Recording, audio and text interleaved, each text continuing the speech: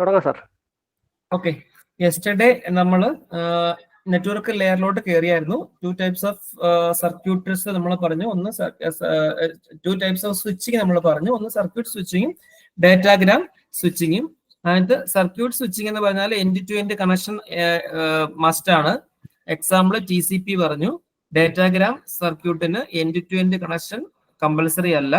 End to end connection ഇല്ലെങ്കിലും data communication start ചെയ്യും, data communication നടക്കും.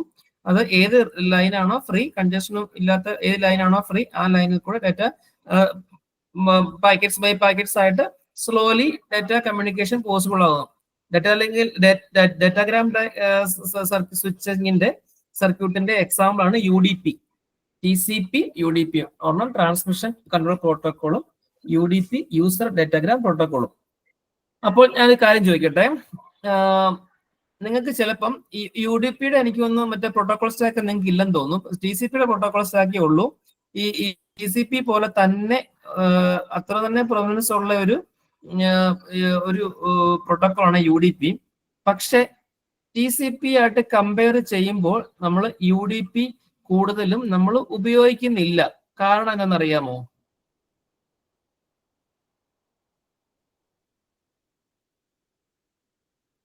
TCP നമ്മൾ വൈഡ്ലി യൂസ്ഡ് ആണ്, നമ്മൾ UDP അത്ര ഉപയോഗിക്കുന്നില്ല. എന്താണെന്നറിയാമോ?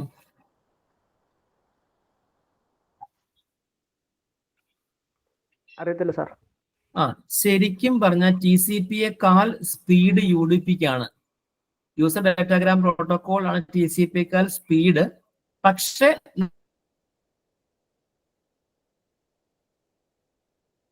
നമ്മൾ TCP ആണ് മോസ്റ്റ്ലി ഉപയോഗിക്കുന്നത്.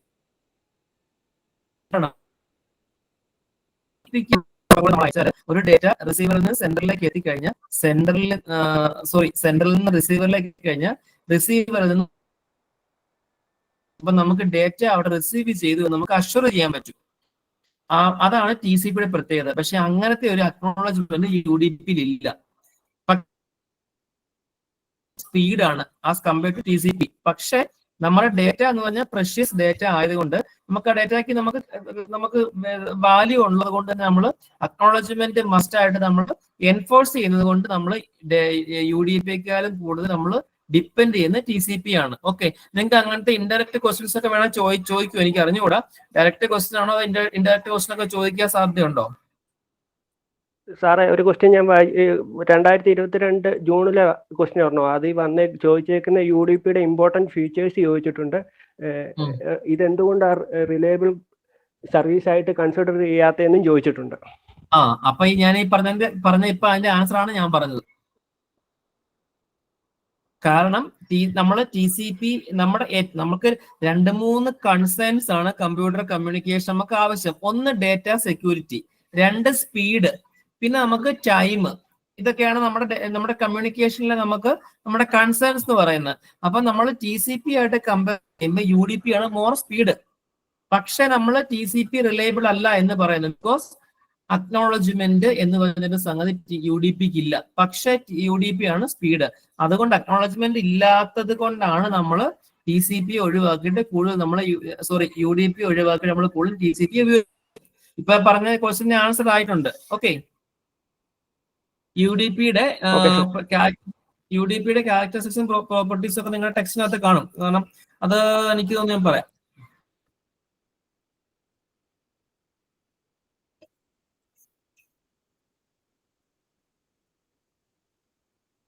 ഈ കണക്ഷൻ ഓറിയന്റഡ് സർവീസും കണക്ഷൻ ലെസ് സർവീസ്, അതായത് TCP എന്ന് പറഞ്ഞാൽ കണക്ഷൻ ഓറിയന്റഡ് സർവീസ് ആണ്. ദെൻ UDP എന്ന് പറഞ്ഞാൽ കണക്ഷൻ ലെസ് സർവീസ് ആണ്. കണക്ഷൻ അതിനകത്ത് due to all these properties, connection oriented service is known as reliable, but connection less services is unreliable. Okay, 3 part ഉണ്ട്. ഒന്ന് connection establishment, 2 data transfer, then connection termination.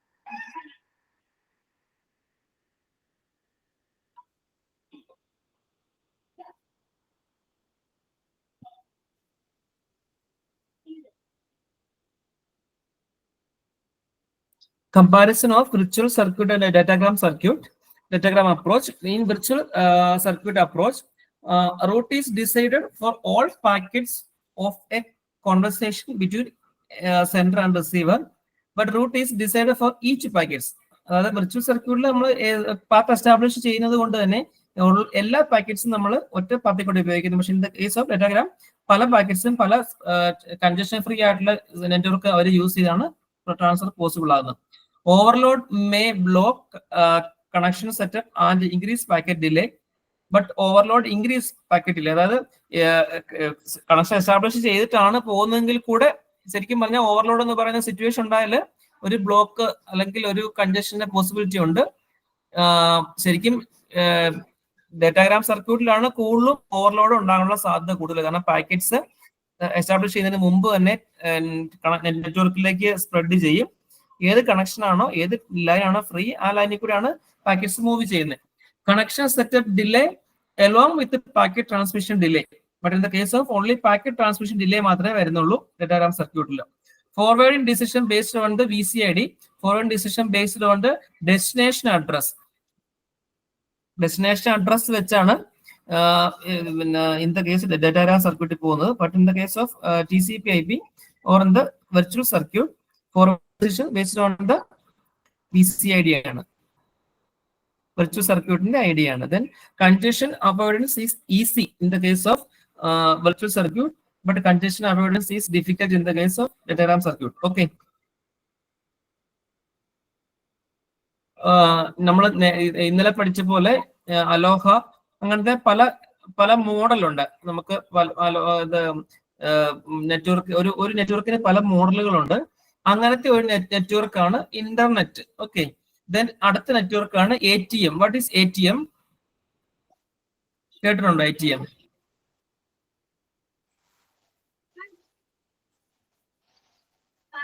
ATM കേട്ടിട്ടുണ്ടോ?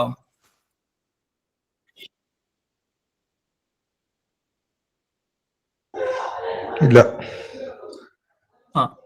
ATM machine അനവധി അറിയാം. ATM machine കണ്ട് കേട്ടിട്ടില്ലേ? What is that? അതറിയാം. What is that? Automatic teller machine. പക്ഷെ sir പറഞ്ഞത് വേറെ ഇതിനു മുമ്പ് ക്ലാസ്സിൽ പറഞ്ഞിട്ടുണ്ട് ATM. ഓർമ്മ കിട്ടുന്നില്ല. രണ്ട് ഇലക്ട്രോണിക്സ് ആണ്. ATM എന്ന് പറയുന്നത് നമ്മുടെ കമ്പ്യൂട്ടർ കമ്മ്യൂണിക്കേഷനിൽ ATM എന്ന് പറഞ്ഞാൽ അസിൻക്രണസ് ട്രാൻസ്ഫർ മോഡ്, അതാണ് ATM. ഓക്കെ. അത് നമ്മൾ ഇന്നലെ പഠിച്ച അലോഹയൊക്കെ പോലത്തെ തന്നെ ഒരു നെറ്റ്വർക്കാണ്. നെറ്റ്വർക്കിന്റെ ഒരു നോമൻക്ലച്ചർ ആണ് ATM എന്ന് പറയുന്നത്. Okay. The comparison network service models, internet, ATM, then service model, best effort in internet, but CBR എന്ന് പറയുന്നതാണ് ATM ഉപയോഗിക്കുന്നത്. Then guaranteed bandwidth in the case of network no ആണ്. ദെൻ കൺസ്ട്രെയിൻഡ് റേറ്റ് ഗ്യാരണ്ടി ഉണ്ട് in the case of ATM. Delay guarantee nil ആണ് in the case of internet, but it is assured in the case of ATM. Sequencing of packets, it may any order in the case of internet because packet switching ആണ് കൂടുതൽ use ചെയ്യുന്നത്. ATM in order ആണ്. Packet loss guarantee എന്ന് പറയുന്നത് no ആണ്, പക്ഷേ ATM അത് ensure ചെയ്യുന്നുണ്ട്. കൺജഷൻ ഇൻഡിക്കേഷൻ നോ ആണ്, നോ ചാൻസ് ഓഫ് കൺജഷൻ ആണ് ATM. Okay. Then next is network addressing. This is an important topic, network addressing. നമ്മൾ നേരത്തെ പഠിച്ച പോലെ OSI, TCP എന്നൊക്കെ പറയുന്ന പോലെ തന്നെ ഉള്ള ഒരു ഇമ്പോർട്ടന്റ് ടോപ്പിക് ആണ് network addressing. Network layer provides end-to-end connection, that is, it delivers the packets from source machine to the destination machine. This communication could be at a global level, thus a unique identifier for every machine is required. This identification is the logical address of machine, also known as internet address or IP address. In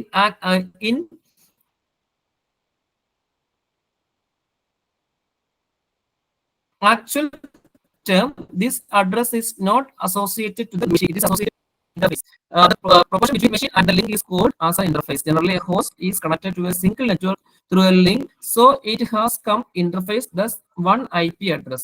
On the other hand, a router is connected to many network or host, so it has multiple interfaces and each interfaces will have an IP address.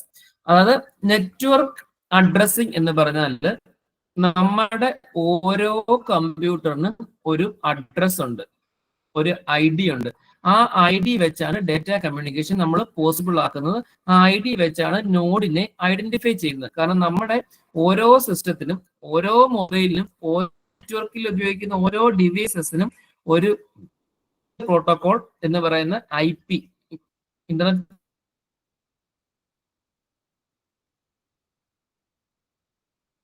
Protocol address ഉണ്ട്. IP address എന്ന് പറയും. ഈ IP address വെച്ചാണ് source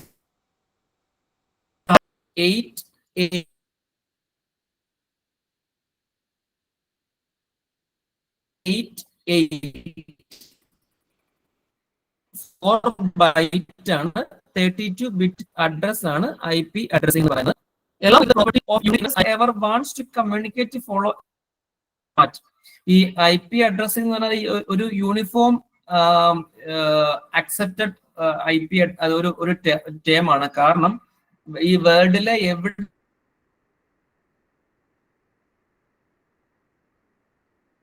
ഏത് കമ്പ്യൂട്ടറിലും ഇതേ same ടെക്നോളജിയാണ്. ഇന്ത്യയിൽ IP address വേറെ communication possible ആകത്തില്ല. അപ്പൊ IP അഡ്രസ് എന്ന് പറഞ്ഞാൽ ഈ IEEE അല്ലെങ്കിൽ ഇന്റർനാഷണൽ സ്റ്റാൻഡേർഡ് ഓർഗനൈസേഷൻ അങ്ങനത്തെ ഓർഗനൈസേഷൻകാരാണ് ഈ IP അഡ്രസ് കൺട്രോൾ ചെയ്യുന്നത്. ആ IP അഡ്രസ് നമ്മൾ കോൺഫിഗർ ചെയ്യുമ്പോഴേ ഈ റൂട്ടർ അല്ലെങ്കിൽ ബ്രിഡ്ജ് ഇതൊക്കെ നമ്മൾ കണക്ട് ചെയ്തിട്ട് സിസ്റ്റം കോൺഫിഗർ ചെയ്യുക, നെറ്റ്വർക്ക് കോൺഫിഗർ ചെയ്യുമ്പോഴേ ഓട്ടോമാറ്റിക് ആയിട്ട് ഈ പ്രോട്ടോകോൾസ് IP അലോട്ട് ചെയ്യുന്നതാണ്.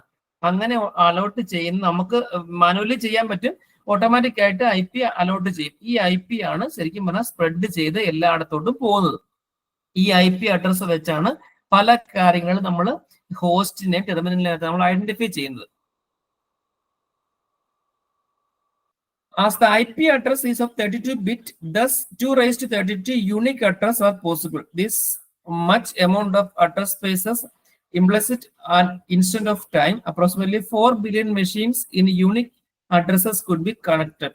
IP addresses is generally written in dotted decimal notations base 256. The other two notations are binary base 2 and hexadecimal base 16. Also, figure under binary notation is just writing of all 32 bits in the binary form. However, to increase its readability, the bits are written in a group of 8 bits, that is a byte, and some space will be provided between each byte, that is 4 byte.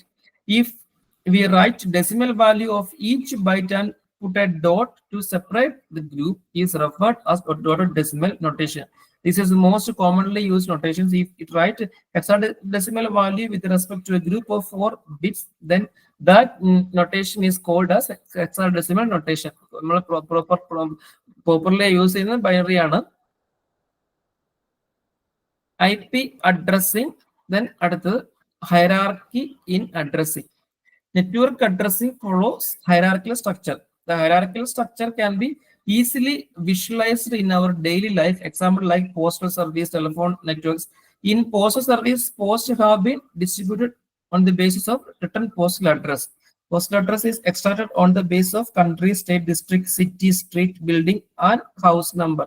The address is always extracted in the reverse order. First, all the posts have been separated on the basis of country, then state, then city, then house, then person. So similarly, the telephone networks also follow the hierarchy in telephone number. First few digits signify the country code, which is followed by the area code, and then connection number itself. In a similar manner, IP address is divided into 2 parts, where first part signifies the network portion and the second part is the host address. Network portion can be fixed or variable. If the network portion is fixed, it refers to classful addressing, which is widely used in early days. But nowadays, people switch on to the concept of variable network portion, which refers to classless addressing. The next അടുത്ത chapter നമ്മൾ അതിനെപ്പറ്റി കൂടുതൽ പഠിക്കുന്നുണ്ട്. IP addressing എന്ന് പറയുന്നത് ശരിക്കും പറഞ്ഞാൽ നമ്മുടെ പറഞ്ഞ പോലെ നമ്മുടെ കമ്പ്യൂട്ടറിനെ ഐഡന്റിഫൈ ചെയ്യാനുള്ള ഒരു യുണീക് നമ്പർ ആണ്. അത് ഒരിക്കലും ഡ്യൂപ്ലിക്കേഷൻ കാണത്തില്ല. IP അഡ്രസ് എന്ന് പറയുന്നത് 32 ബിറ്റ് ആണ്. അത് 4 ബൈറ്റ്. അതിന്റെ ഫസ്റ്റ് 16 ബിറ്റ്, അതായത് ഫസ്റ്റ് 2 ബൈറ്റ് എന്ന് പറയുന്നത് നെറ്റ്വർക്ക് അഡ്രസ്സും, ദെൻ അടുത്ത ലാസ്റ്റത്തെ ലീസ്റ്റ് സിഗ്നിഫിക്കന്റ് 2 ബൈറ്റ് 16 ബിറ്റ് എന്ന് പറയുന്നത് ഹോസ്റ്റ് അഡ്രസ്സും ആണ് പറയുന്നത്. ഹോസ്റ്റ് എന്ന് ഉദ്ദേശിച്ച് നെറ്റ്വർക്ക് അഡ്രസ്സും ഹോസ്റ്റ് അഡ്രസ്സും.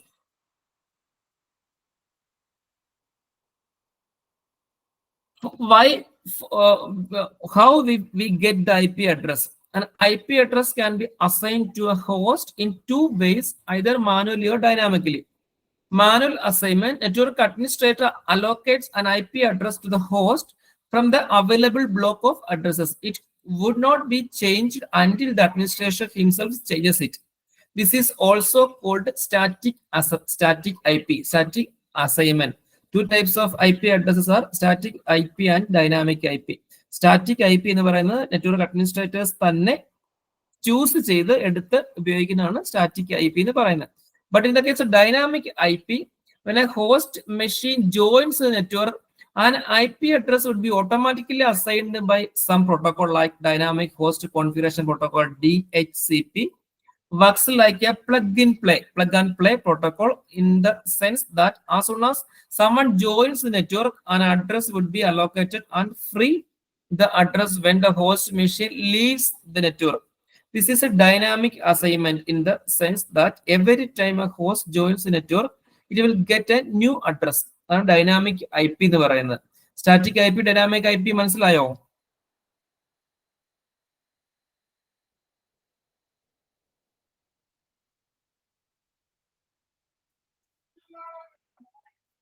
മനസ്സിലായോ?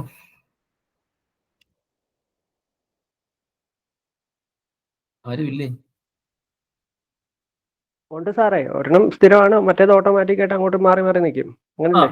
അങ്ങനെയല്ല, ഒരെണ്ണം സ്ഥിരമാണ് മറ്റേ ഓട്ടോമാറ്റിക്കായിട്ട് മാറി നിൽക്കുന്നുള്ളതല്ല. ഒരെണ്ണം സ്റ്റാറ്റിക് എന്ന് പറയുന്നത് മാനുവലി അസൈൻ ചെയ്യുന്നതാണ്. നെറ്റ്വർക്ക് അഡ്മിനിസ്ട്രേറ്റേഴ്സ് തന്നെ മാനുവലി അസൈൻ ചെയ്യുന്ന സംഗതിക്കാണ് സ്റ്റാറ്റിക് എന്ന് പറയുന്നത്. നമുക്കത് മാറ്റണമെങ്കിൽ നെറ്റ്വർക്ക് അഡ്മിനിസ്ട്രേറ്റർ മാറ്റണം.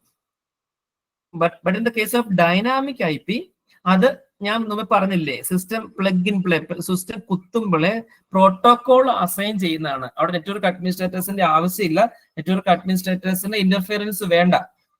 അതാണ് ഡൈനാമിക് IP. ഈ ഡൈനാമിക് IP എന്ന് പറയുന്നത് നമ്മൾ ഒരു പ്രാവശ്യം നെറ്റ്വർക്കിലേക്ക് ഒരു സിസ്റ്റം പ്ലഗ് ഇൻ ചെയ്തപ്പോൾ ഒരു ഡൈനാമിക് IP അലോട്ട് ചെയ്തു. നമ്മൾ അത് അവിടുന്ന് റിലീവ് ചെയ്യുമ്പോൾ, അല്ലെ അവിടുന്ന് അത് പ്ലഗ് ഔട്ട് ചെയ്യുന്ന സമയത്ത് ആ ഡൈനാമിക് IP എന്ന് പറയുന്നത് റിലീസ് ആവും. IP തീരും, ഇതിന്റെ ആവശ്യമില്ല, അടുത്ത സിസ്റ്റം പോയി. അടുത്ത പ്രാവശ്യം നമ്മൾ ഈ സിസ്റ്റം വീണ്ടും കുത്തുമ്പോൾ വേറെ ഡൈനാമിക് IP ആണ് കിട്ടുന്നത്, ഈ നേരത്തെ കിട്ടിയല്ല. അപ്പൊ നമ്മൾ പല കേസിലും വലിയ വലിയ സ്ഥാപനങ്ങളിലോ അല്ലെങ്കിൽ ഇച്ചിരി സെക്യൂരിറ്റി അഷ്യൂർ ചെയ്യുന്ന സ്ഥാപനങ്ങളിൽ നമ്മൾ കൂടുതലും സ്റ്റാറ്റിക് IP ആണ് ഉപയോഗിക്കുന്നത്. കാരണം ഏത് സിസ്റ്റത്തിൽ നിന്നാണ് കമ്മ്യൂണിക്കേഷൻ പോയത് എന്ന് അറിയാൻ വേണ്ടി സ്റ്റാറ്റിക് IP ആണ് കൂടുതൽ പ്രിഫർ ചെയ്യുന്നത്. പക്ഷെ ഒരുപാട് ഇപ്പൊ ലാബുകള് അങ്ങനത്തെ നമ്മളെ അക്കാഡമിക് ഇൻസ്റ്റിറ്റ്യൂഷനുകളിൽ കൂടുതൽ ഡൈനാമിക് IP ഉപയോഗിക്കുന്നുണ്ട്. കാരണം അവർക്ക് ഒരു ഇന്റർനെറ്റ് കണക്ഷൻ ഒക്കെ കാണത്തുള്ളൂ, 1-2 ഇന്റർനെറ്റ് കണക്ഷനെ കാണത്തുള്ളൂ, ഒരുപാട് ഹോസ്റ്റുകൾ കാണും. അപ്പൊ ഓട്ടോമാറ്റിക് ആയിട്ട് പ്രോട്ടോകോൾ TCP IP തന്നെ അലോട്ട് ചെയ്യുന്ന കേസുകൾ ഉണ്ട്. മനസ്സിലായോ? മനസ്സിലായി sir. Okay, what is congestion?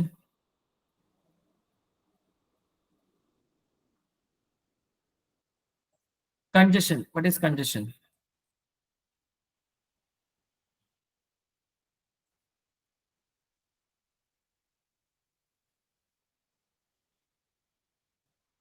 Congestion is nothing but it is a collision. It is a possibility of traffic. If the packets are coming at a faster rate than the handling capacity of the network, this leads to a situation known as congestion. അതായത് നെറ്റ്വർക്കിന് ഒരു capacity ഉണ്ട്. നമ്മൾ അതിന്റെ word length, അതിന്റെ capacity, അതിന്റെ എന്നൊക്കെ നമ്മൾ പറയും. ഒരു നെറ്റ്വർക്കിന് ഒരു ഗേറ്റ് ഒരു നെറ്റ്വർക്കിന് ഒരു കപ്പാസിറ്റി ഉണ്ട്. നമ്മൾ അതിനാണ് പറയുന്നത് അതിന്റെ ഇത്ര GBps കപ്പാസിറ്റി എന്ന് പറയും. നമ്മൾ അതിന്റെ 8 GBps, 16 GBps, 32 GBps ഒക്കെ പറയും. കാരണം അത്രയും ഡേറ്റ ഹാൻഡ്ലിംഗ് കപ്പാസിറ്റി ചാനലിനുള്ളൂ. If the packets are coming at faster rate than the handling capacity of network, അപ്പം ആ ഹാൻഡ്ലിംഗ് കപ്പാസിറ്റിയേക്കാൾ കൂടുതൽ ഡേറ്റ വരികയോ അല്ലെങ്കിൽ അതിനേക്കാളും കൂടുതൽ ഫാസ്റ്റ് ഡേറ്റ വന്നാൽ ആ കപ്പാസിറ്റി വിസ്റ്റാൻഡ് ചെയ്യാൻ വേണ്ടി ആ ചാനലിന് പറ്റത്തില്ല. അതിനാണ് congestion. This leads to a situation known as congestion. അത് കൺജഷനിലോട്ട് പോകാം. കാരണം ഇനിയും പാക്കറ്റ്സ് വന്നാൽ it should be gone to congestion. Initially, when the packet's arrival rate starts getting higher than the packet's processing rate, queue starts filling up. Process ചെയ്യുന്നത് slow ആയിട്ടാണ്, പക്ഷെ incoming പ്രോസസ്സുകൾ വരുന്നത് ഫാസ്റ്റ് ആയിട്ടാണ്. ആ സമയത്ത് കൺജഷൻ ഉണ്ടാവാം. കാരണം വരുന്ന പാക്കറ്റ്സുകൾ മൂവ് ചെയ്ത് എക്സിറ്റ് ചെയ്ത് പോകുന്നില്ല. As a result, packet delivery time gets increased. If the same situation continues, queue becomes full and packet drop. അപ്പൊ നമ്മളൊരു ബഫർ വെക്കും, ഒരു ക്യൂ വെക്കും. ആ ക്യൂവിൽ നമ്മൾ സ്റ്റോർ ചെയ്തിട്ട് നമ്മൾ ഇന്നലെ പറഞ്ഞ സ്റ്റോപ്പ് ആൻഡ് വെയിറ്റ് ഒക്കെ വെച്ച് നമ്മൾ പതുക്കെ ഡേറ്റ നമ്മൾ പ്രോസസ്സറിൽ കൂടെ പ്രോസസ് ചെയ്ത് വിടും. പക്ഷെ ക്യൂവിന് ഒരു കപ്പാസിറ്റി ഉണ്ട്. ആ ക്യൂവിന്റെ കപ്പാസിറ്റി കഴിഞ്ഞ ഡേറ്റ വന്നാൽ അവിടെ ഡേറ്റ ഡിസ്കാർഡ് ചെയ്യപ്പെടും. If the same situation continues, queue becomes full and the packet drop starts. In this situation, source does not receive any acknowledgement, and for a long number of the packets, the timer is up. This leads to unnecessary retransmissions. Sometimes the situation becomes worse and reaches to a deadlock point, and whole system gets collapsed. To understand the situation of congestion, let us see the behavior of two important performance matrices, that is delay and throughput. With respect to the capacity of the network, the throughput as a functional of load. ഒരു രണ്ട് graph ഉണ്ട്, അതായത് delay and throughput versus load. ലോഡിനനുസരിച്ച് delay സംഭവിക്കുന്നു, അതിന്റെ throughput എങ്ങനെ നടക്കുന്നു. Delay എന്ന് പറഞ്ഞാൽ ഡിലേഡ് ആകുക, അത് ഒരു വെയിറ്റ് ആവുക. ഒരു പരിധി വരെ നമുക്ക് അതിന്റെ ഒരു കോയിൻസൈഡ് ചെയ്ത് പോവുകയാണ്. നെറ്റ്വർക്കിന്റെ കപ്പാസിറ്റി പാക്കറ്റ്സിന്റെ ഇൻപുട്സും കോയിൻസൈഡ് ചെയ്ത് പോയാൽ ഒരു പരിധി വരെ ഡിലേ ഉണ്ടാവാതെ പോകാൻ പറ്റും. പക്ഷെ ആ കപ്പാസിറ്റിക്ക് മുകളിലോട്ട് പോയി കഴിയുമ്പോൾ കൺജസ്റ്റഡ് ഏരിയ ആണ്. അതാണ് സിസ്റ്റം ലോഡ് എന്ന് പറയുന്നത്. Delay. Then in the case of throughput, what is throughput? What is throughput?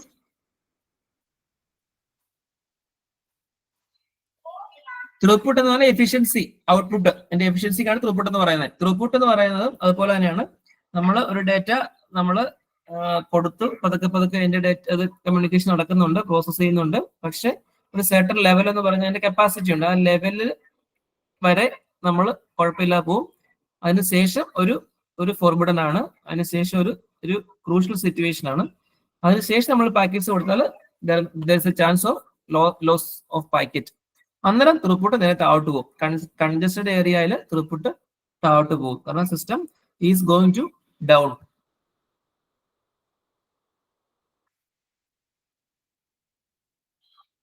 Some of the open loop congestion control policies, admission policy, retransmission policy, acknowledgement policy, and discard policy. In the case of a router can visualize the possibility of congestion, and if there are chances of congestion, then a new virtual connection request can be rejected. Admission nammal pudhiya admission kodukkundilla. Admission policy. Then retransmission policy, when the sender does not receive any acknowledgement of this sent packet, it does the retransmission. For how long the sender has to wait for, after how many lost packets the packets need to be retransmitted. All these kinds of retransmission policy should be designed in such a way that it will not add more congestion in the network. At the acknowledgement policy, receiver's acknowledgement policy can also control the congestion at some level. For example, if the receiver sends the acknowledgement packets, after receiving some packets, it will slow the sender as well as not add a burden of sending acknowledgement packets. Discard policy, if a router implements the good discarding policy, then it can also prevent congestion at some level. The good discarding policy which does not impart the overall quality of transmission. For example, in a multimedia transmission, some less priority packets just discarded at the time of chances of congestion, then it will not impart the overall quality of the transmission. കാരണം unimportant ആയിട്ടുള്ള data ആയിരിക്കും ആദ്യം lost ആവുന്നത്, നഷ്ടപ്പെടുന്നത്, loss ആവുന്നത്. അതാണ് കൂടുതലും loss ആവാൻ നോക്കുന്നത്. ഇമ്പോർട്ടന്റ് ആയിട്ടുള്ള ഡേറ്റ അവിടെ നമ്മൾ സെക്യൂർ ആക്കുന്നു. Okay, these are the open loop congestion control policies. Sometimes, even after taking all the preventive measures, congestion occurred. In this situation, some closed loop congestion control policies are followed. That is, sending of choke packet. A choke packet is a control packet sent by the router to the source node. This packet informs the sender about congestion occurrence. This method is implemented by protocol like ICMP. ഒരു chalk packet എന്ന് വെച്ചാൽ നമ്മള് router ശരിക്കും ഒരു communication, ഒരു packet, ഒരു information packet നോഡിലേക്ക് അയക്കും. അവിടെ കൺജഷൻ ഉണ്ടോ എന്ന് ചെക്ക് ചെയ്യാൻ വേണ്ടി. This packet informs the sender about the congestion ഉണ്ടോ എന്ന് അറിയാൻ വേണ്ടി അയക്കും. അതിനാണ് sending of choke packet. Then signaling. In this method, a signal would be sent by the congested node to inform the sender about congestion. അത് ഇതുപോലെ തന്നെ chalk packets പോലെ തന്നെ സിഗ്നൽ അയച്ചിട്ട് ചെക്ക് ചെയ്യുന്നു. Rather than sending an explicit packet like choke packet, here a signal will be sent to the existing packets carrying data. Implicit signaling.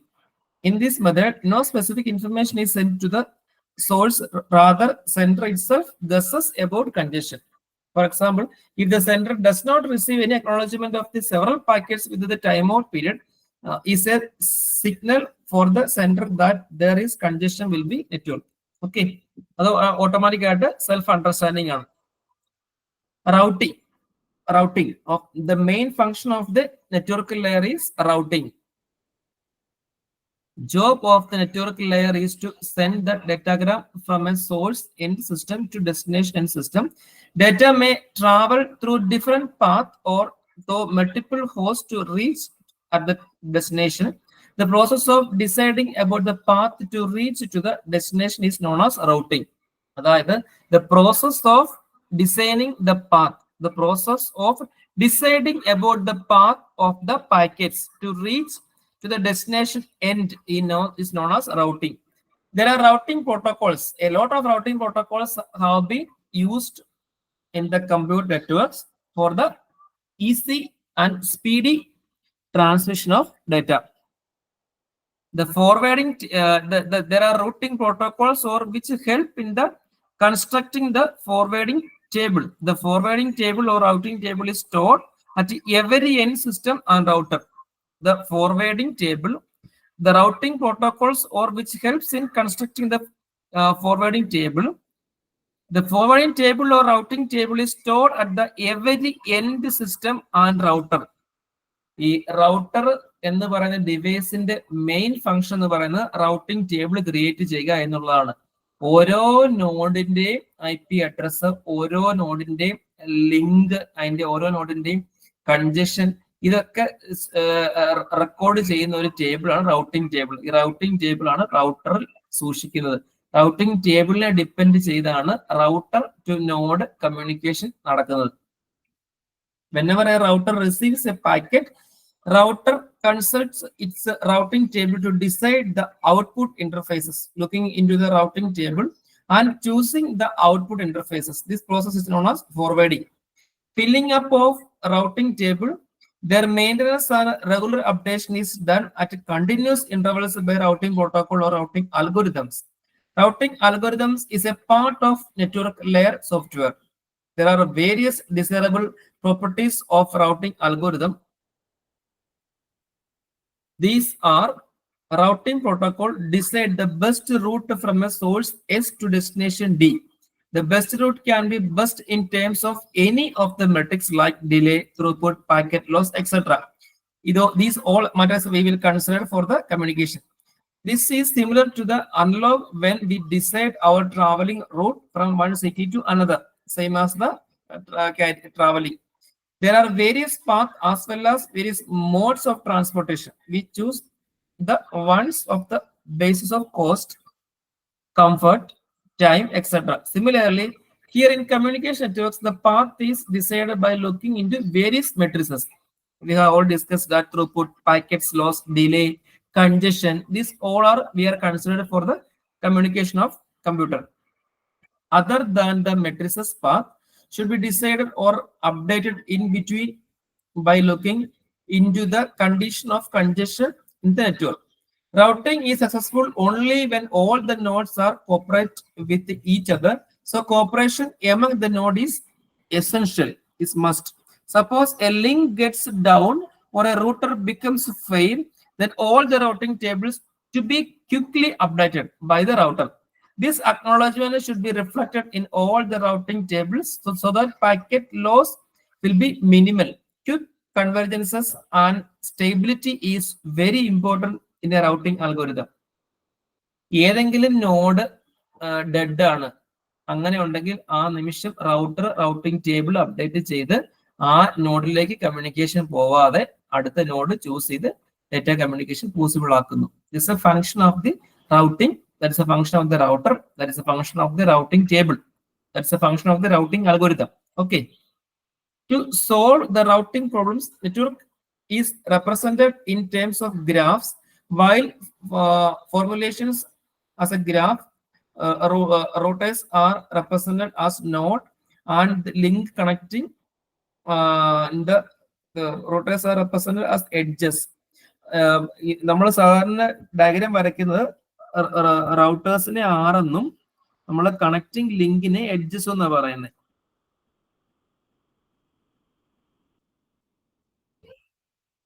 A graph G is represented as V and D, where V is the set of nodes and E is the set of edges connecting those nodes. Each node is labeled with a value representing its cost. This cost could be directly or indirectly related to the link type or metric value. For example, cost could be directly proportional to the congestion or inversely proportional to the bandwidth. Higher bandwidth link or less congestion link gives a low cost value of the link.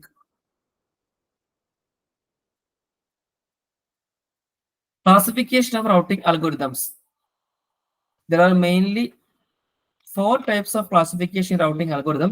Routing algorithm can be classified into different types like centralized or decentralized based on how the routes would be computed. Another categorization is adaptive or non-adaptive routing algorithm, which are based on strategy of updation of routes. All these different types are discussed given below. Global routing algorithms. These routing algorithms compute the best path, least cost one or shortest one by gathering the complete knowledge about the network. The global routing under the global routing algorithm compute the best path by gathering the complete knowledge about the network. It is also known as centralized routing algorithm. It can be run at one central location or a replica to be run at multiple locations. All the information about the nodes and links to be collected at the central algorithm, and then this algorithm computes the routes. In this way, global optimal routes will be computed and distributed to all. It will reduce the burden on each node. Linked state algorithm are a kind of global routing algorithm. The next is decentralized routing algorithm. This algorithm works in an iterative or asynchronous and distributive manner. Compute network knowledge is not available at a single location. Rather, each node interacts with its neighbors about the cost and their knowledge. First case, എപ്പോഴും router ശരിക്കും അതിന്റെ best path identify ചെയ്ത് വെക്കുന്നുണ്ട്. But in the case of decentralized റൗട്ടിങ്ങിൽ node തന്നെ neighbouring ആയിട്ടുള്ള നോഡിന്റെ properties, neighbouring ആയിട്ടുള്ള നോഡിന്റെ ക്യാരക്ടറിസ്റ്റിക്സ് നോഡ് തന്നെ അപ്ഡേറ്റ് ചെയ്യുന്നു. Routing algorithm works in interactive mode. Complete network knowledge is not available in this location rather than each node interact with the neighbors about the cost and their knowledge. Distance vector routing algorithm is an example of decentralized routing algorithm. Then adaptive routing algorithm. These routing algorithms reflect the change in the routing table whenever there is a chance in topology. That is why these algorithms are known as dynamic routing algorithm. ഈ routing അൽഗോരിതത്തിന് different types ഇച്ചിരി important ആണ്, അന്ന് പഠിക്കുക. ഓരോ routing നാല് ഡിവിഷനേ ഉള്ളൂ. 4 ഡിവിഷനും വേറെ വേറെ പേരുകളൊക്കെ ഉണ്ട്. അപ്പൊ അങ്ങനെ വെച്ച് നിങ്ങൾക്ക് കൺഫ്യൂഷൻ ആവല്ല, അതൊന്ന് എഴുതി തന്നെ പഠിക്കുക. Adaptive routing, these routing algorithms reflect the change in the routing table whenever there is a change in topology. Topology മാറുന്നതനുസരിച്ച് അതിന്റെ ഇത് റൗട്ടിംഗ് ടേബിളിന്റെ ഡിസൈൻ മാറും. That's why these algorithms are known as dynamic routing algorithm. These algorithms also update the path with respect to the network traffic condition. Condition check ചെയ്തുകൊണ്ട് router തന്നെ ഇത് update ചെയ്ത് വെക്കുന്നുണ്ട്. Non-adaptive routing algorithm. These routing algorithms do not update the routing table periodically or at the instance of change in topology. Topology മാറുന്നതനുസരിച്ച് ഇത് update ചെയ്യുന്നില്ല. Routing table update ചെയ്യാത്തതാണ് non adaptive. Manually, the routes would be computed and stored. These routing algorithms do not respond to failures automatically. That's why these algorithms are known as static algorithm. Okay. 4 types under global routing, decentralized routing, adaptive and non-adaptive routing.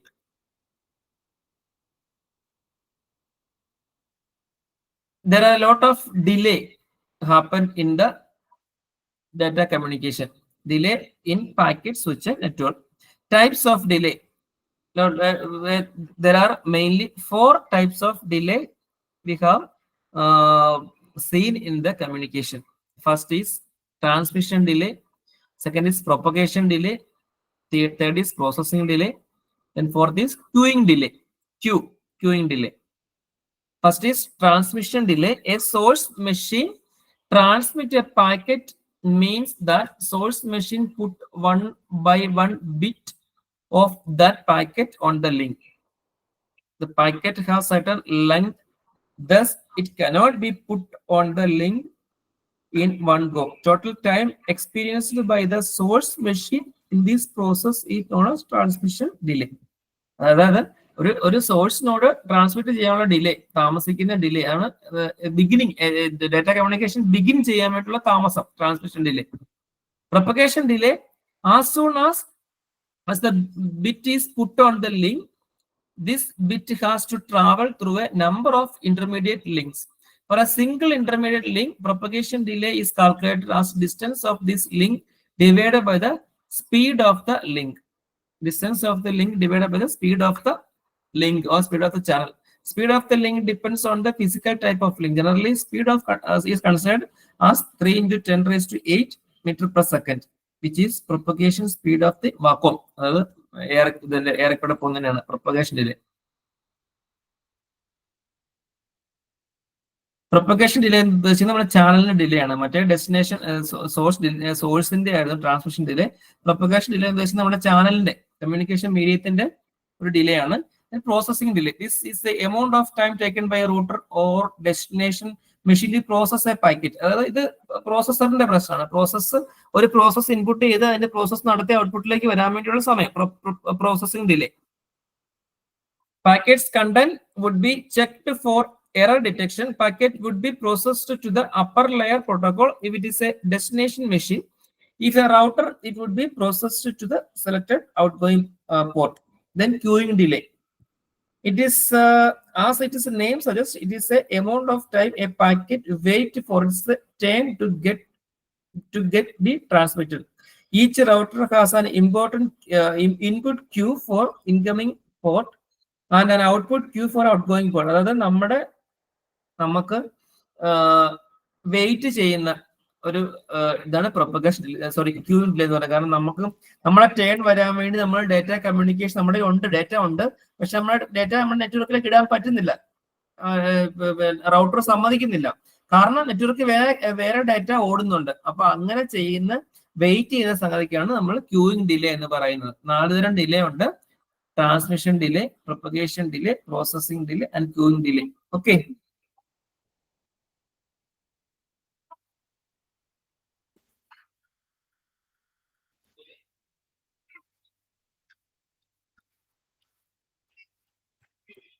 Delays ഒന്ന് നോക്കണം. 3, 2. Our next, we are moving to routing algorithm. Routing algorithms. A lot of routing algorithms are available in the computer networks. We have just discussed a few of them. This is also very important. Just understand what is idea behind each algorithm and just explain with the help of a figure. Okay.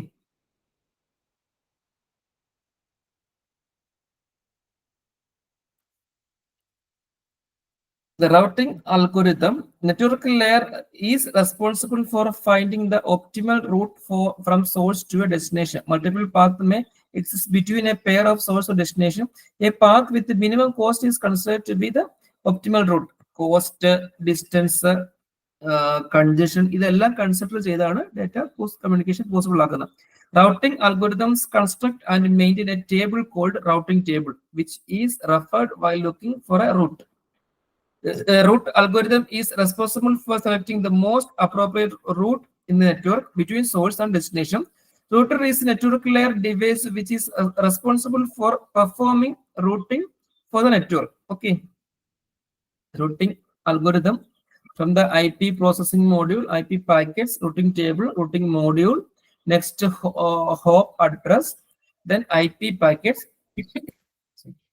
to fragmentation module. അതാണ് ഒരു routing അൽഗോരിതത്തിന്റെ different stages. What are the objectives of routing algorithm? Understand how the networking of shortest path routing algorithm, construct a spanning tree, and understand the working of distance vector, then hierarchical, then auto internet protocols, understand implementation, multicast routing. Okay. First routing algorithm is flooding. Whenever any links or routes state is changed either up or down, leads to change in the topology. Whenever any links or routes state is changed either up or down, leads to change in the topology. And whenever a topology change happens, the same is required to be communicated to all the nodes of the topology. This is done by the sending a topology change message to all the nodes, very large in the numbers. In the network using broadcasting, networking, such type of broadcasting is known as flooding. അതായത് നെറ്റ്വർക്കിൽ എന്ത് changes സംഭവിച്ചാലും ഒരു broadcast message നെറ്റ്വർക്കിലെ എല്ലാ സിസ്റ്റത്തിനെയും നോഡ്സിനെയും അറിയിക്കുന്നു. ആ ഒരു ടെക്നോളജിക്കാണ് ഫ്ലഡിംഗ് എന്ന് പറയുന്നത്. This is done by sending a topology change message to all the nodes in the network using broadcasting. In networking, such type of broadcasting is known as flooding. Flooding is 2 types: uncontrolled flooding and controlled flooding. Uncontrolled flooding does not restrict sender to send the packet to the node from which it received and same packet. In controlled flooding, a node does not forward the packet back to the node from which it has received the packet. Another technique to reduce the duplicate packets in the network is to make the provision so that node relays a packet only once.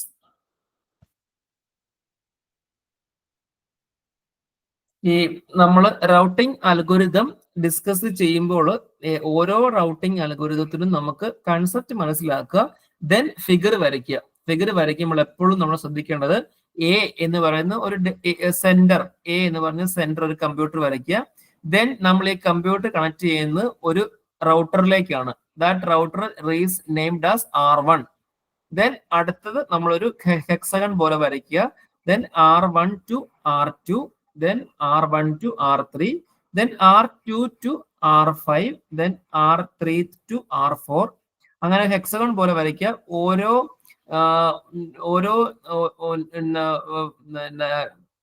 പോയിന്റിലും router വരയ്ക്കുക.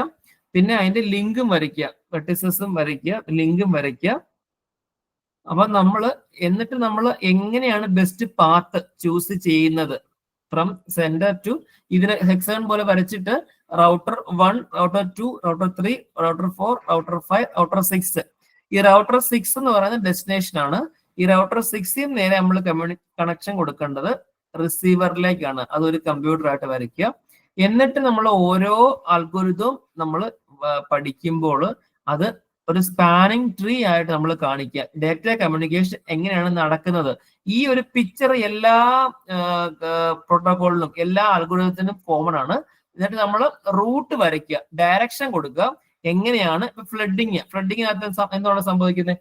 Topology മാറുന്നതനുസരിച്ച് നെറ്റ്വർക്കിലെ എല്ലാ നോഡുകളെയും നമ്മൾ ഒരു broadcasting message വെച്ച് അറിയിക്കുന്നു. അപ്പൊ നമുക്ക് അതിന്റെ റൗട്ടിംഗ് ടേബിൾസ് അപ്ഡേറ്റ് ചെയ്ത് വെക്കാൻ പറ്റും. അതാണ് ഫ്ലഡിങ്. അപ്പൊ നമ്മൾ അതിന്റെ ഒരു ഫിഗർ വരയ്ക്കും. നമ്മൾ അങ്ങനെ സ്പ്രെഡ് ചെയ്യുന്നതായിട്ട് നമ്മൾ കാണിക്കുക. ഓക്കെ, നിങ്ങളുടെ ടെക്സ്റ്റിൽ അത് പടം കൊടുത്തിട്ടുണ്ട്. എന്നിട്ട് ഈ ഡേറ്റ കമ്മ്യൂണിക്കേഷൻ, അതായത് പാക്കറ്റ്സ് മൂവ് ചെയ്യുന്ന ഓരോ റൗട്ടേഴ്സ് നിങ്ങൾ ബ്ലാക്ക് ഔട്ട് ചെയ്യുക. ഓരോ റൗട്ടേഴ്സ് നിങ്ങൾ അത് തിക്ക് ആക്കി വരയ്ക്കുക, അതായത് ബ്ലാക്ക് ആയിട്ട് വരയ്ക്കുക. ബാക്കി നെറ്റ്വർക്കിലുള്ള ബാക്കി റൗട്ടേഴ്സിനെ എല്ലാം വൈറ്റ് ആയിട്ട് ഇരുന്നോളും. അപ്പൊ നമുക്ക് കറക്റ്റ് ആയിട്ട് ആ സ്പാനിങ് ട്രീ കിട്ടും. അതായത് പാക്കറ്റ്സ് പോകുന്ന ആ റൂട്ട് നമുക്ക് കറക്റ്റ് ആയിട്ട് കിട്ടും. ഓക്കെ, മനസ്സിലാവുന്നുണ്ടോ? ഉണ്ട്. ഈ റൗട്ടിംഗ് അൽഗോരിതം ഇച്ചിരി ഇമ്പോർട്ടന്റ് ആണ് കേട്ടോ. ഓരോ റൗട്ടിംഗ് അൽഗോരിതം അതിന്റെ ഫിഗറും ജസ്റ്റ് ഐഡിയ എന്ന് പറയുക, അതിൽ ഫിഗർ വരയ്ക്കുക. ഫിഗർ കാണുമ്പോൾ അവർക്ക് മനസ്സിലാവും, നിങ്ങൾ എഴുതി ചെയ്യാണെന്ന് മനസ്സിലാവും. ഓക്കെ,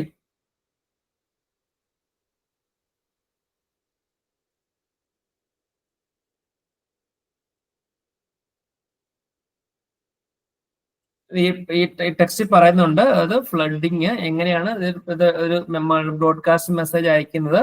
അപ്പൊ വിത്തൗട്ട് സ്പാനിങ് ട്രീ, വിത്ത് സ്പാനിങ് ട്രീ. വിത്ത് സ്പാനിങ് ട്രീ ഞാൻ ഉദ്ദേശിച്ചത് ഞാൻ പറഞ്ഞല്ലോ, അതിന്റെ ആ ട്രാവേഴ്സൽ, അതിന്റെ ട്രാവലിംഗ് പാത്ത് ആണ് സ്പാനിങ് ട്രീ എന്ന് പറഞ്ഞാൽ. ട്രാവേഴ്സലാണ് സ്പാനിങ് ട്രീ എന്ന് പറയുന്നത്. അപ്പൊ അത് ക്ലിയർ ആയിട്ട് വരയ്ക്കുക. അവസാനം വേണ്ടി നമുക്ക് എഴുതാം, this is the packet moving path എന്ന് എഴുതിയിട്ട് R1, R3, R6, R1, R3, R5, R6. This is the shortest path. R1, R3, R5, R6. അങ്ങനെ കൂടെ കാണിക്കാം. അപ്പം ഏകദേശം ക്ലിയർ ആവും. Okay,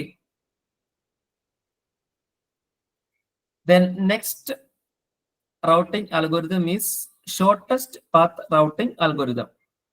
In shortest path routing method, router builds a graph of the network where node of the graph represent the router and connecting link are the lines joining the nodes. Shortest path between two nodes is calculated by considering parameters as a number of hops or the geometric distances between them. അതായത് routing table എപ്പോഴും update ചെയ്യുന്നു. ആ routing ടേബിളിനകത്ത് ഒരു നോഡിൽ നിന്ന് അടുത്ത നോഡിലേക്കുള്ള shortest path എപ്പോഴും update ചെയ്ത് റൗട്ടിംഗ് ടേബിൾ സൂക്ഷിക്കും. അങ്ങനെ വരുന്ന ഇൻപുട്ട് പാക്കറ്റ്സിനെ ഷോർട്ടസ്റ്റ് പാത്തിൽ കൂടെ ഔട്ട്പുട്ട് അല്ലെങ്കിൽ അടുത്ത ഒരു നോഡിലേക്ക്, അടുത്ത റൗട്ടറിലേക്ക് പാസ് ചെയ്യുന്ന ടെക്നോളജിക്കാണ് ഷോർട്ടസ്റ്റ് പാത്ത് റൗട്ടിംഗ് അൽഗോരിതം എന്ന് പറയുന്നത്. ഓക്കെ, ഇതിനൊരു എക്സാമ്പിൾ ഉണ്ട്, ഡിജക്സ്ട്രാ അൽഗോരിതം എന്ന് പറയും. ഡിജക്സ്ട്രാ അൽഗോരിതം എന്ന് പറയുന്നത് ഒരു സയന്റിസ്റ്റിന്റെ ഒരു അൽഗോരിതം ആണ്. അതിനൊരു ബെസ്റ്റ് എക്സാമ്പിൾ ആണ് shortest path algorithm. Many algorithms are processed based on this technique. Dijkstra algorithm is one of the widely popular shortest path routing algorithm. Dijkstra algorithm is also based on greedy approach, as is also known as the least cost path approach. The following of Dijkstra algorithm is as follows. Select the source node, as a start node. Mark the direct neighbor nodes as tentative nodes. Choose the node from tentative nodes list with the lowest cost. If the destination node is covered or there is no more nodes in the tentative list, considering the applying Dijkstra routing algorithm for finding the best path of the shortest path from source node A to the destination node E.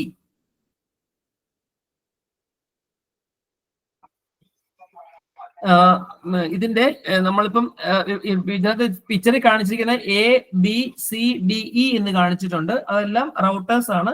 ഓരോ നോഡായിട്ട് consider ചെയ്യുന്നത്. അതിന്റെ ഇടയ്ക്ക് 1, 2, 5, 2, 4 എന്നൊക്കെ കാണിക്കുന്നുണ്ട്. അത് distance, അതിന്റെ വെട്രിസസ് ആണ് കാണുന്നത്. അത് ഡിസ്റ്റൻസ് ആണ് കാണിക്കുന്നത്. അപ്പം ഷോർട്ടസ്റ്റ് പാത്തിനകത്ത് ഏറ്റവും ഷോർട്ടസ്റ്റ് ഡിസ്റ്റൻസ് ആണ് ചൂസ് ചെയ്യുന്നത്. അപ്പൊ നമുക്ക് അതിന്റെ സ്പാനിങ് ട്രീ എഴുതാൻ പറ്റും. ആ ഷോർട്ടസ്റ്റ് ലിങ്ക് വെച്ച് നമുക്ക് സ്പാനിങ് ട്രീ എഴുതാൻ പറ്റും. ദിസ് ഈസ് ഷോർട്ടസ്റ്റ് ലിങ്ക് എന്നൊക്കെ എഴുതാൻ പറ്റും.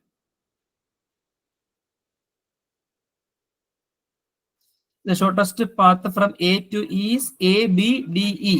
ABDE. കാരണം A to B 1 ആണ്, B to D 2 ആണ്, then D to E 1 ആണ്. അപ്പൊ ബാക്കി എല്ലാം അപ്പുറം 4ഉം 5ഉം കിടക്കും. നമുക്ക് ഷോർട്ടസ്റ്റ് പാത്ത് നമുക്ക് കറക്റ്റ് ആയിട്ട് റൂട്ട് ചെയ്യാൻ പറ്റും. ഓക്കെ, ക്ലിയർ ആയോ? മനസ്സിലായി. സംശയമൊന്നുമില്ലല്ലോ? ഇല്ല. എല്ലാവർക്കും ക്ലിയർ ആയോ? Trust.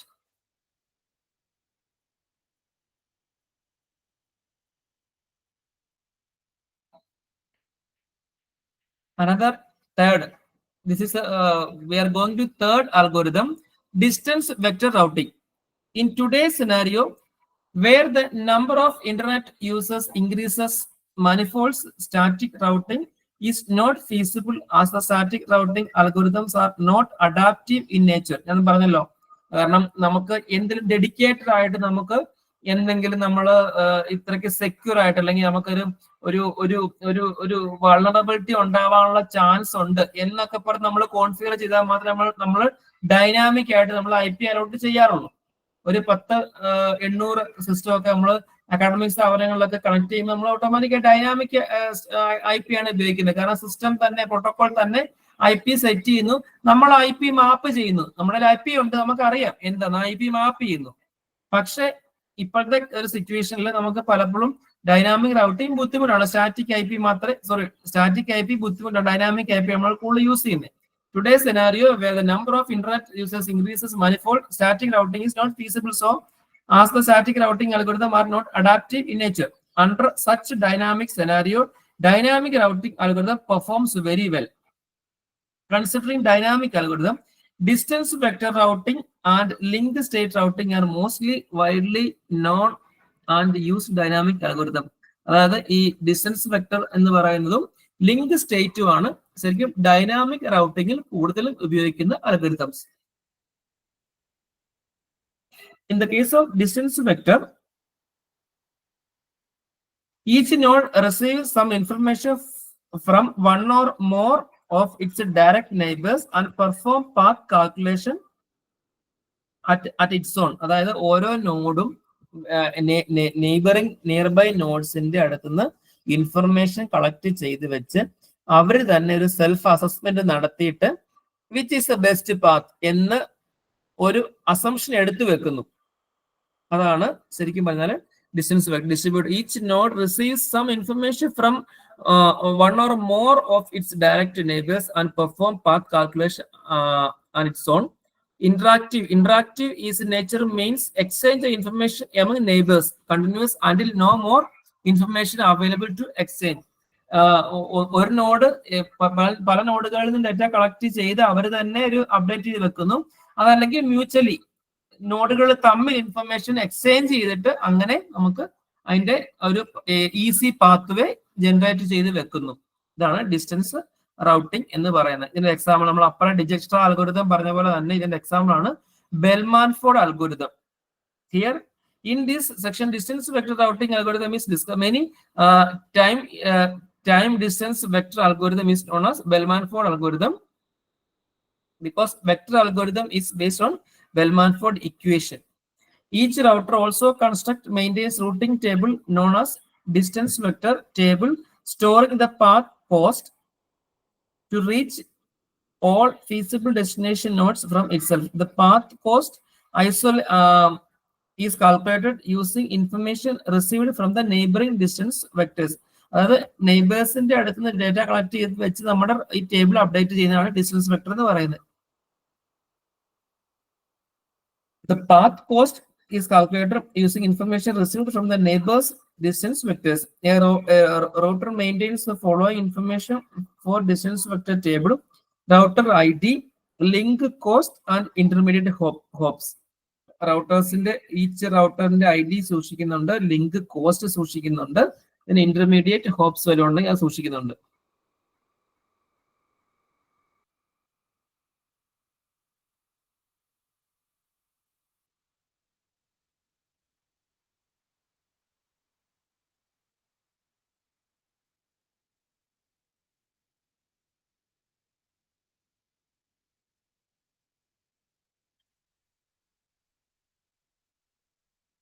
The comparison of two routing algorithm approach should be based on the new path processing time and the traffic generated by these of the routing information convergence process. The evaluation of an algorithm is moreover depends on the implementation approach and the specific implementation.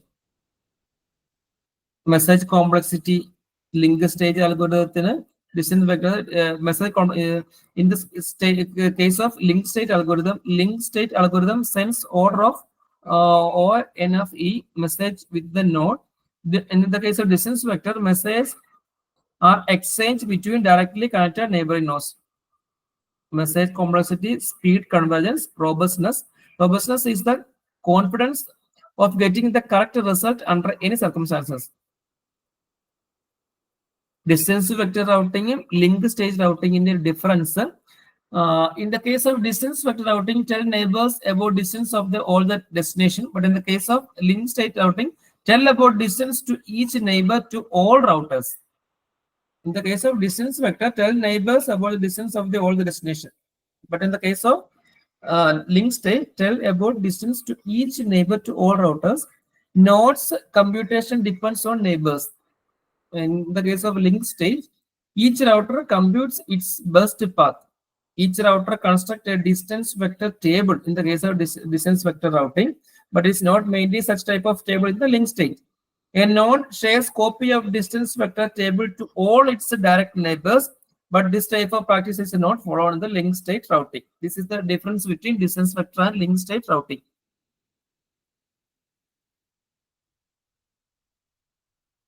There is a problem we have faced in the case of this Bellman-Ford algorithm, example of the distance vector algorithm.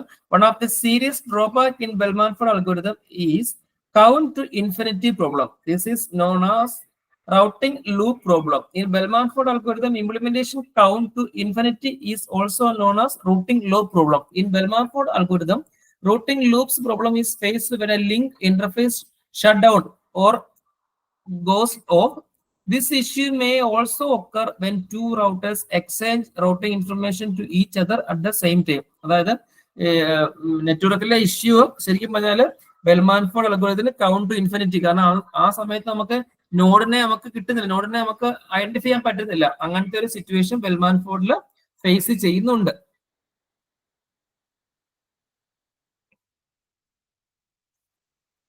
ഇതിനടുത്ത link state routing. This is the fifth routing algorithm. The distance vector routing algorithm is driven by the sharing of self-routing information with the neighbors, which leads to routing changes as the count to infinity problem. In the distance vector routing algorithm, rumors can be spread in many folds, fold, speed, and strength. For this reason, a new routing algorithm introduced, namely linked state routing algorithm, also known as shortest path first. The linked state routing approach is inspired by a road navigation map. In contrast to the distance vector approach, in linked state, each router has a complete view of the network topology. In the case of linked state routing, each router has a complete view of the whole network topology. In link state protocol, each route shapes information about itself, its directly connected links, and the state of those links. Instead of sharing routing information as the distance vector in the state, in the link state information regarding the status of the link is shared. On receiving information shared by other routers, each router keeps a copy of it and further passes it without any change in it. Each router independently computes the best route to reach to every possible destination in the topology. That is, after convergence, each router has the map of the entire network. ഓരോ റൂട്ടറും full നെറ്റ്വർക്കിന്റെ ഒരു entire copy, ഒരു mapping നടത്തി routing table update ചെയ്യുന്ന സംഗതിക്കാണ് link state routing എന്ന് പറയുന്നത്. Link state routing protocol maintains 3 tables, namely neighbor table, topology table, and actual routing table to perform routing. Link state routing protocol are the most widely used protocol in the internet. Some of the widely used link state protocols are open shortest path first, OSPF, and the intermediate system to intermediate system, IS protocol. These are the example of link state routing.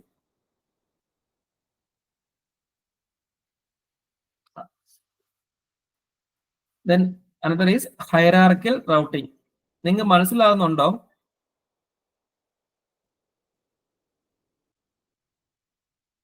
മനസ്സിലാകുന്നുണ്ട് സാറേ. എല്ലാരും left ആയി പോകുന്നത് എന്തുകൊണ്ടാ? Bore അടിച്ചിട്ട് left ആയി പോകുന്നതാണോ?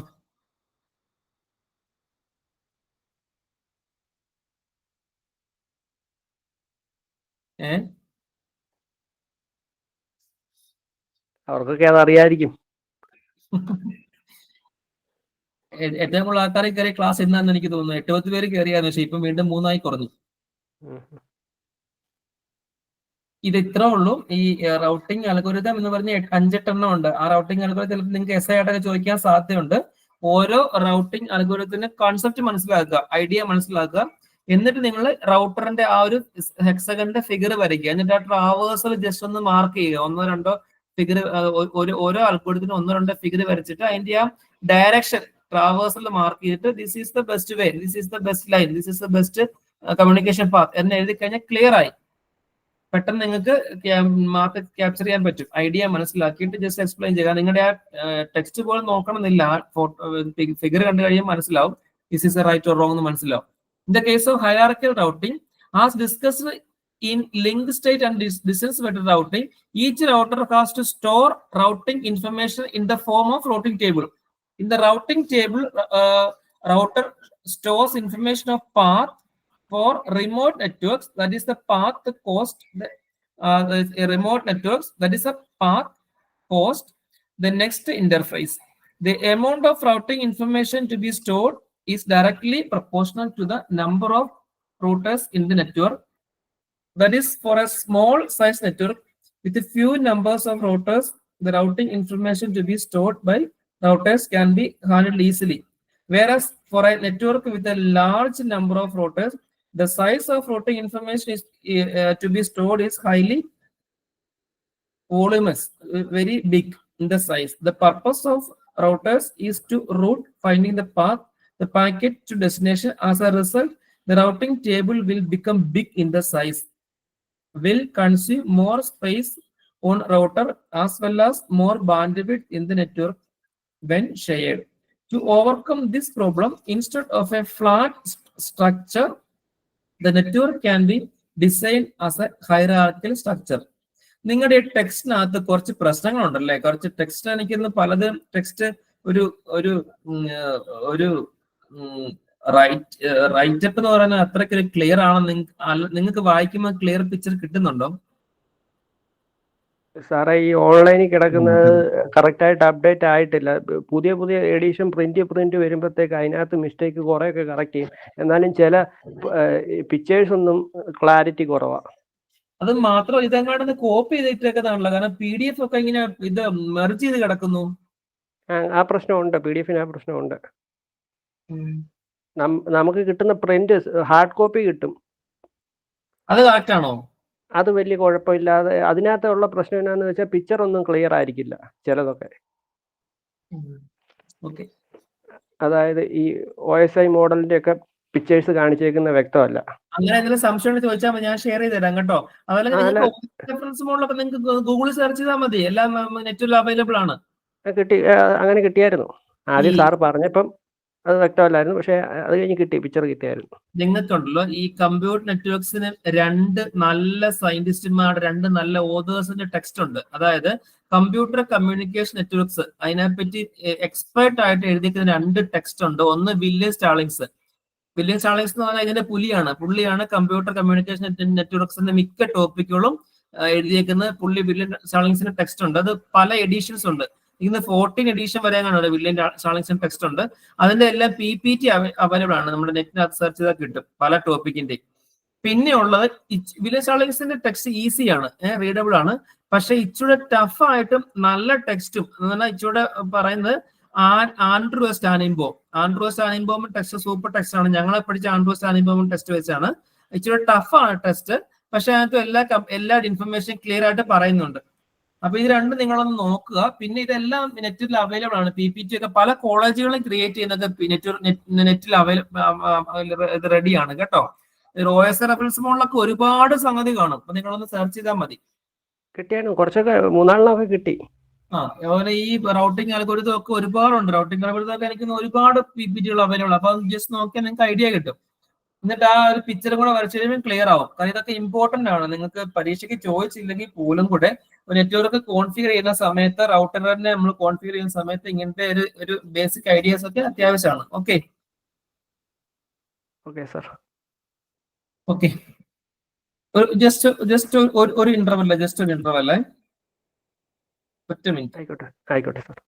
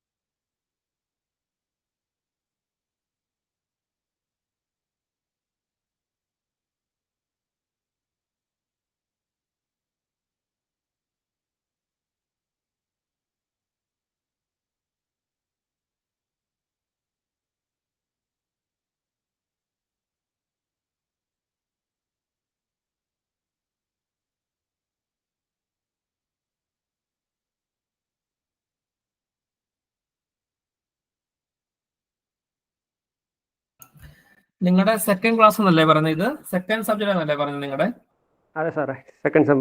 First subject അല്ല, second subject. ഇത് എത്ര സബ്ജക്ട് ഇപ്പോൾ ഓൾറെഡി കഴിഞ്ഞു? ക്ലാസ് കഴിഞ്ഞു? ഇപ്പൊ 2 സബ്ജക്റ്റിന്റെ കഴിഞ്ഞു. ഇതിപ്പോ 3-ാമത്തെ സബ്ജക്റ്റ് സാറേ. കഴിഞ്ഞ ഏതൊക്കെയാ?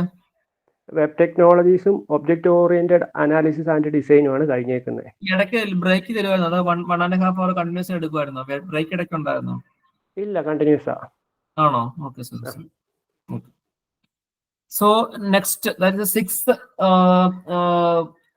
algorithm of the routing algorithm. 6th hierarchical routing. As discussed in the link state and distance vector routing, each router has to store routing information in the form of routing table. In the routing table, router stores information of path for remote networks, that is a path cost, the exit interface, etc. The amount of routing information to be stored are directly proportional to the number of routers in the network. This is for a small size network, it is okay, but in the case of large network, it is not possible. Whereas for a network with a large number of routers, the size of routing information to be stored is very high volume. The purpose of routing is to route the packet to destination. As a result, the routing table will become big size. To overcome this problem, instead of a flat structure, the network can be designed as a hierarchical structure. Considering the following example, with the distance vector routing, node A has to store 21 entries into its routing table, having a cost of 1 unit. Exit interface is the interface through which the destination is connected. അതായത് routing hierarchical routing എന്ന് പറയുന്നത് നമ്മുടെ ഒരു റൗട്ടറിൽ ഒരു പക്ഷെ ഒരു 100 അല്ലെ 200 nodes ഒക്കെ കാണും ഒരു റൗട്ടറിൽ. ഓക്കെ, ഒരു റൗട്ടർ എന്ന് ഒരു റൗട്ടറിന്റെ കീഴിൽ ഒരു 4-5 ബ്രിഡ്ജസ് കാണും. ഓരോ ബ്രിഡ്ജിന്റെയും കീഴിൽ ഒരു 8-10 സ്വിച്ചസ് അല്ലെ റിപ്പീറ്റേഴ്സ്, മോഡം, ഹബ്ബ് കാണും. അങ്ങനെ ഒരു ട്രീ മാതിരിയാണ് കമ്പ്യൂട്ടർ കമ്മ്യൂണിക്കേഷൻ പോകുന്നത്. ഓക്കെ, അപ്പൊ നമുക്ക് അങ്ങനെ ഒരു റൗട്ടർ റൂട്ടായിട്ട് കാണും, ദെൻ ബ്രിഡ്ജസ് കാണും, ഹബ്ബുകൾ കാണും. അതിന് താഴെയാണ് ശരിക്കും പറഞ്ഞാൽ നോഡുകൾ വരുന്നത്, ഇല്ലേ? അപ്പൊ ശരിക്കും ഒരു റൗട്ടറിന്റെ കീഴിൽ തന്നെ നോഡുകൾ എന്ന് പറയുന്നത് ഒരു മോർ ദാൻ 100 നോഡ്സ് ഒക്കെ കാണും. കമ്പ്യൂട്ടർ കമ്മ്യൂണിക്കേഷൻ ഇങ്ങനെയാണ് നടക്കുന്നത്. അപ്പോൾ ഈ ഹൈറാർക്കി റൗട്ടിംഗ് എന്ന് പറഞ്ഞാല് എന്താന്ന് പറഞ്ഞാല് നമ്മുടെ ഓരോ നെറ്റ്വർക്കിനും ഒരു ഹൈറാർക്കി അസൈൻ ചെയ്യുക. എല്ലാം ഫ്ലാറ്റ് ആയിട്ട് പോകാതെ നെറ്റ്വർക്കിന് ഹൈറാർക്കി അസൈൻ ചെയ്യുക. മോസ്റ്റ് വാണ്ടഡ് ഡേറ്റ അല്ലെ most powerful data, most valuable data അല്ലെങ്കിൽ ഹൈറാർക്കി ഉള്ള ഡേറ്റ, നമ്മൾ പറയാറില്ല ചില ഡേറ്റ പ്രഷ്യസ് അല്ലെ ഡേറ്റയ്ക്ക് മീഡിയം റിസ്ക് ചില ഹൈ റിസ്ക് ആണ്, അങ്ങനെ പറയാറില്ലേ? അതിന്റെ ഒരു അതിന്റെ എന്താ പറയുന്നത്, അതിന്റെ ഒരു ഇതനുസരിച്ച് അതിന്റെ ആ ഒരു നമ്മുടെ എന്താ സ്പീഡ് എന്നല്ല പറയുന്നത്, അതിന്റെ ഒരു ഡേറ്റയുടെ ഒരു സെക്യൂരിറ്റി അല്ലെങ്കിൽ നമുക്ക് കൂടുതൽ ഇമ്പോർട്ടൻസ് കൊടുക്കണം. ഇമ്പോർട്ടൻസ് എന്ന് പറയുന്നതില്ലേ, അങ്ങനെ നമ്മൾ നെറ്റ്വർക്കിനെ നമുക്ക് അങ്ങനെ ഹൈറാർക്കി ആയിട്ട് ഡിവൈഡ് ചെയ്യുന്നു. നെറ്റ്വർക്കിനെ ഹൈറാർക്കി ആയിട്ട് അസൈൻ ചെയ്യുന്നു. Most hierarchy network, least hierarchy network, അങ്ങനെ അസൈൻ ചെയ്ത് വെച്ചിട്ട് ഇതിനകത്ത് ഇമ്പോർട്ടന്റ് ആയിട്ടുള്ള അല്ലെ ഹൈറാർക്കി കൂടുതൽ അല്ലെങ്കിൽ നമുക്ക്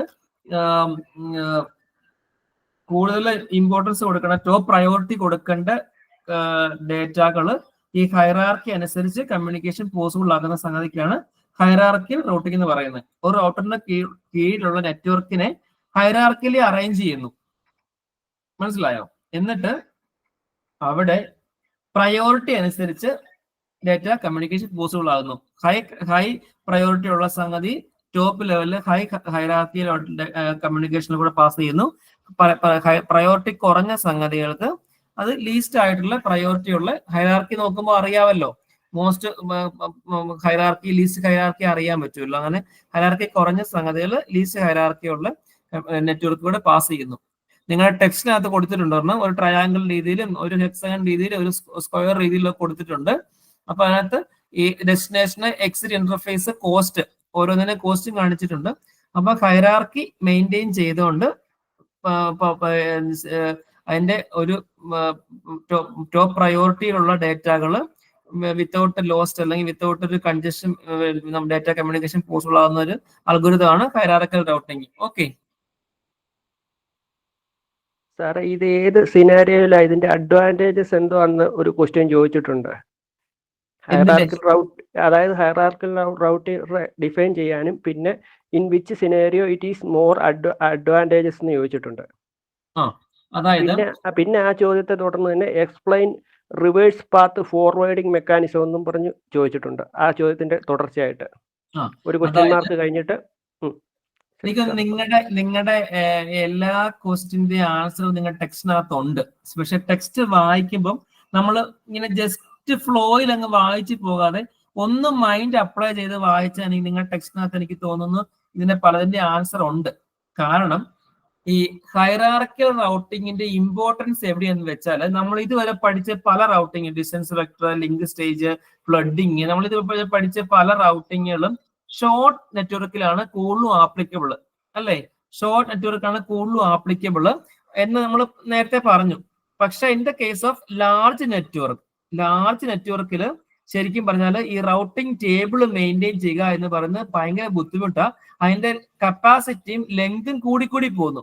അങ്ങനെ ലാർജ് നെറ്റ്വർക്കിൽ നമുക്ക് റൗട്ടിംഗ് ടേബിൾ എന്താണെന്ന് വെച്ചാൽ ആ റൗട്ടറിന്റെ ഫുൾ ഇൻഫർമേഷൻ ആണ് റൗട്ടിംഗ് ടേബിളിൽ. ഈ റൗട്ടിംഗ് ടേബിൾ നോക്കിയാണ് ശരിക്കും നെറ്റ്വർക്കിൽ കമ്മ്യൂണിക്കേഷൻ പോസിബിൾ ആകുന്നത്, കമ്മ്യൂണിക്കേഷൻ പാസ് ചെയ്യുന്നത്.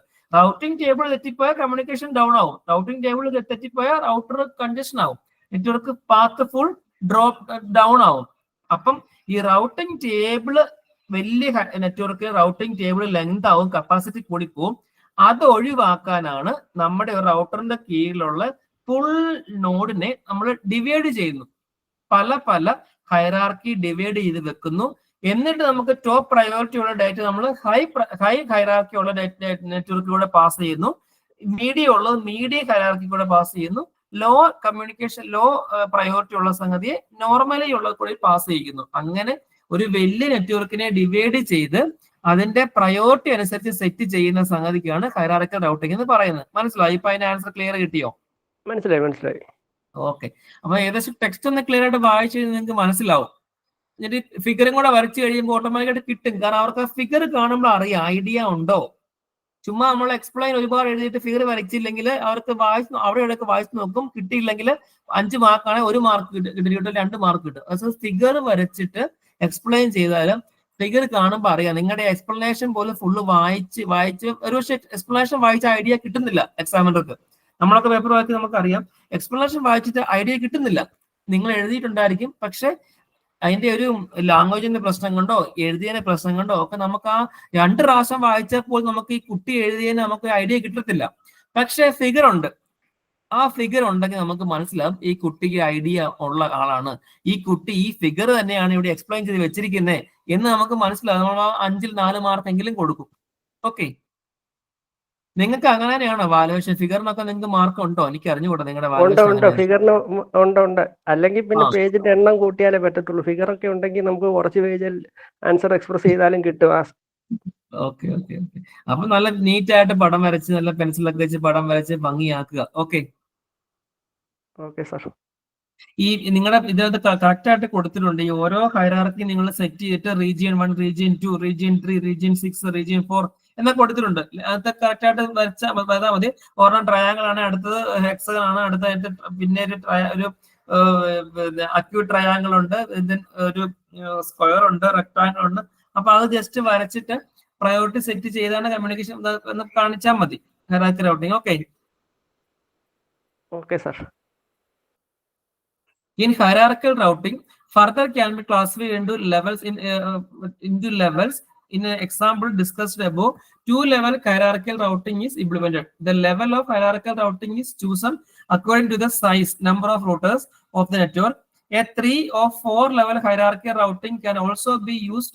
അതായത് ഞാൻ പറഞ്ഞല്ലോ ഒരുപാട് നോഡ് ഉള്ളപ്പോഴാണ് ഹൈറാർക്കി സെറ്റ് ചെയ്യുന്നത്. അപ്പം അങ്ങനത്തെ a 3 or 4-level hierarchical routing can also be used. In a 3-level hierarchical routing, the network is classified into a number of clusters.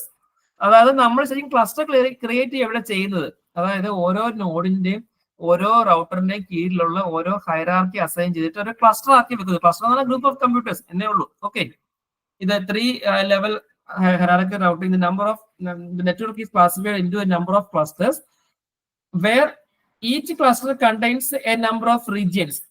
And each region contains a number of routers.